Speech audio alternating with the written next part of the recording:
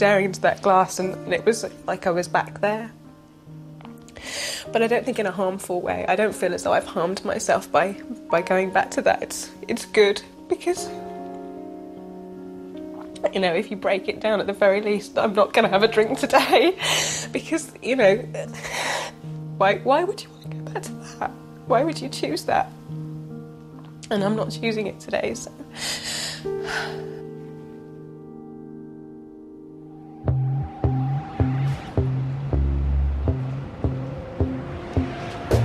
With the personal projects completed, it's time for the finalists to select which images they plan to display.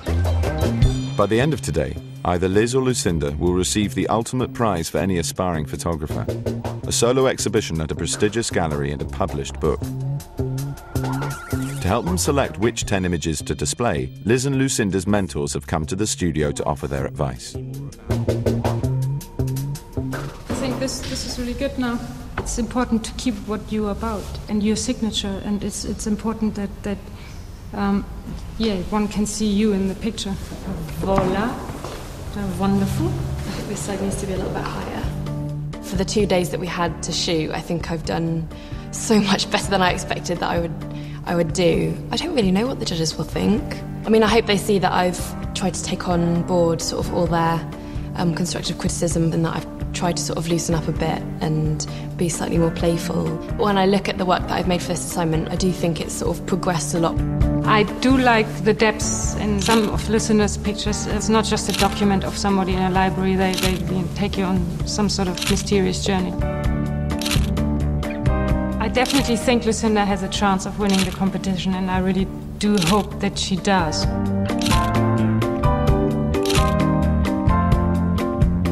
I mean, I think it's a pretty strong set. It's just, you know, trying to get the most out of it.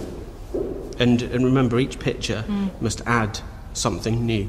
When people look at it, they want to, you know, go on and have another surprise. Yeah. And they're looking at the separate pictures, they want to be surprised again and again. I'm a mixture of nervous and excited. Over the shoot, I got a little bit scared. But I think it's to do with showing myself as an artist rather than showing myself as a drunk. If I want to continue being an artist, if I want to put myself out there and say I'm a photographic artist and I'm going to keep making bodies of work, I have to be prepared for criticism.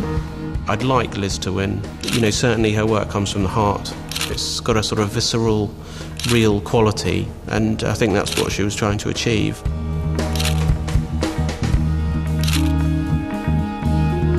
I think it works. I think it's a really strong set of images. I think she's pulled it off.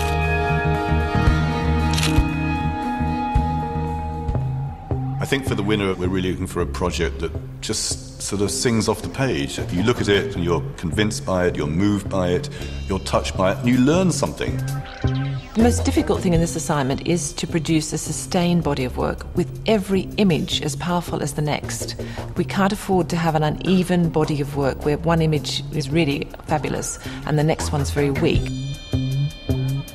Probably more than the other judges, I will be trying to make sure that I feel this photographer has a commercial future. You know, will they be getting signed up by the best arts gallery in New York and be the next Wolfgang Tillmans or the next Martin Park?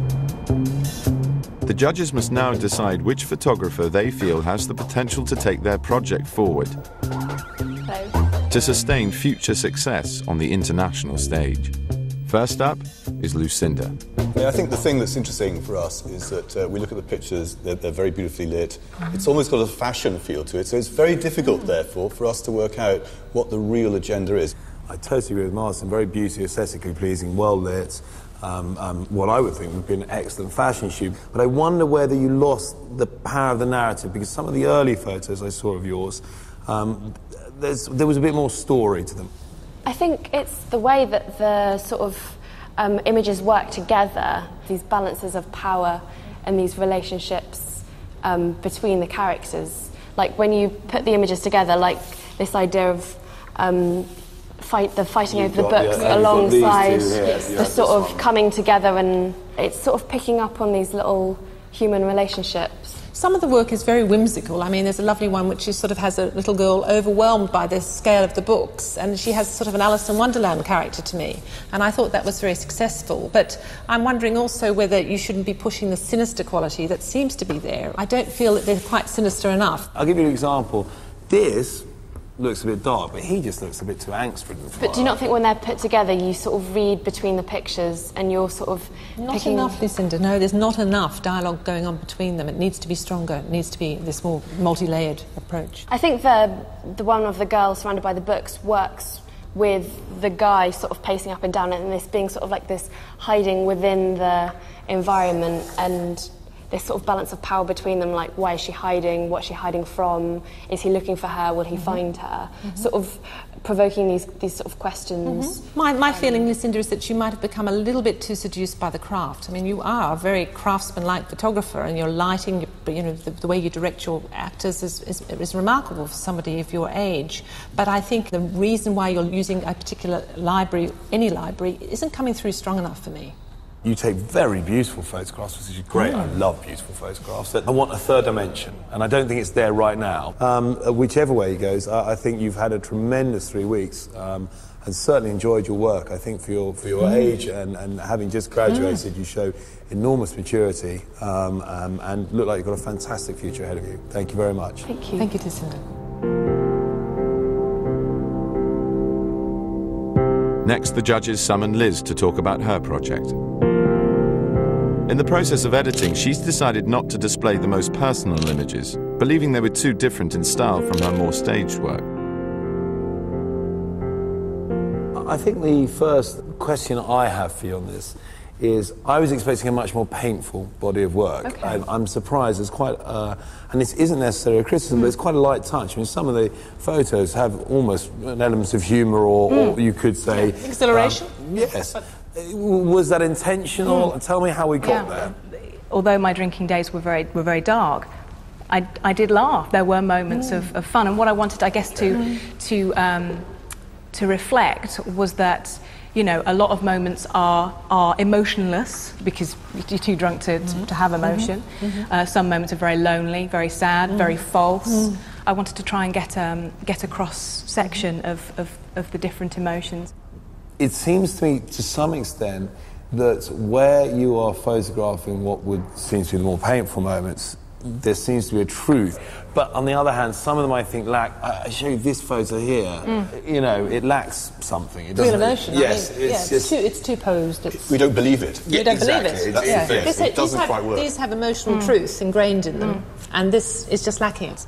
The second day was a little harder emotionally. I shot a very significant moment, and I had a good old cry, but I kept taking the photographs. And I chose not to include it because I felt that these were more staged, and the image where I was actually crying was very real, and it didn't, to me, fit into the body of work. It's impossible for us to know without seeing it, but I think that might have been a wrong decision, because I think I just wanted to come away feeling more about you and your journey into and out of alcoholism, and I didn't. The content and the motive is correct. We all understand you're doing it for the right purposes, but the pictures don't quite work yet in terms of the complete picture, where the resonance of what you did come through, and we believe, therefore, that what you're doing is reenacting as opposed to acting. Okay. The style of the pictures at the moment is too conscientious. So No, that's the thing that can be worked self-conscious. out. They're too self-conscious. Yes. That's what I find. Right. And so you've got to really withdraw a little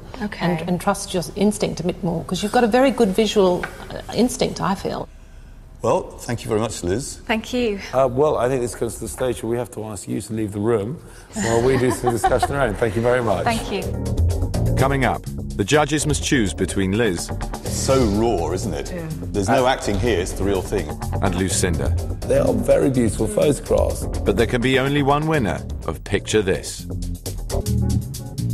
It's the end of a unique photographic competition. After a challenging week, it's time for a panel of industry experts to scrutinise the final project. Having spoken to Liz about images she chose not to exhibit, the judges are intrigued to see them to find out why. I think this is the one she was talking about, where she did literally break down into tears. Yes, one can really see it. Totally. You can see why she was scared to show it. It really is. It's so raw, isn't it? Yeah. There's no acting here. It's the real thing, isn't it? And it's brilliant. Are there any others that are... Well, this one also looks tantalising, doesn't it? Oh, what an extraordinary image. You know, it's quite ambiguous what's going on, but visually, it's a stunner. The colour, the water droplets... It's great. And it's not, I don't see it as derivative. This is good. It's a good frame. I like the picture. It's as though someone's just kind of